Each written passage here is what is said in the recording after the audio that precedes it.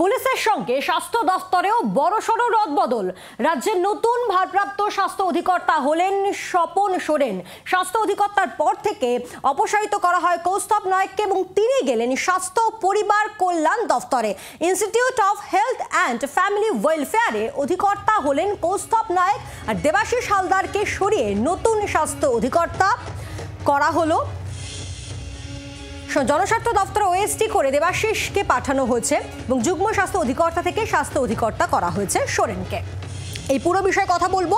আমাদের সঙ্গে টেলিফোনে রয়েছেন আমাদের প্রতিনিধি শ্রেয়সী গঙ্গোপাধ্যায়। তার আগে আরও একবার আপনাদের জানিয়ে রাখি যে গতকালই মুখ্যমন্ত্রী মমতা বন্দ্যোপাধ্যায় তিনি জুনিয়র চিকিৎসকদের সঙ্গে বৈঠকের পর জানিয়েছিলেন যে জুনিয়র চিকিৎসকদের দাবি মেনে একাধিক বিষয় মেনে নেওয়া হয়েছে।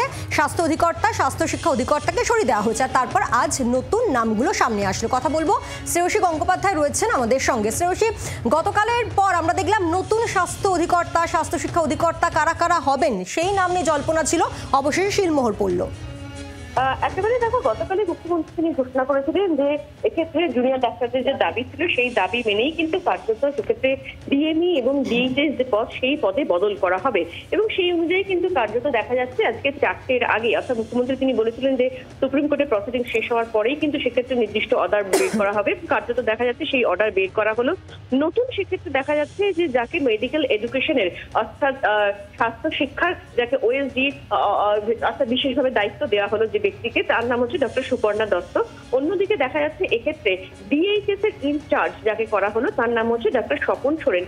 এখন এক্ষেত্রে ডিএইচএস বা ওএসডি আলাদাভাবে করা হলো না, তার কারণে দুটো পদই কিন্তু সিলেকশনের মাধ্যমে হয়। এই মুহূর্তে কিন্তু দুজন ব্যক্তিকে দায়িত্ব দেওয়া হলো। ধন্যবাদ। বাংলার আওয়াজ, বাঙালির আবেগ, জি 24 ঘন্টা।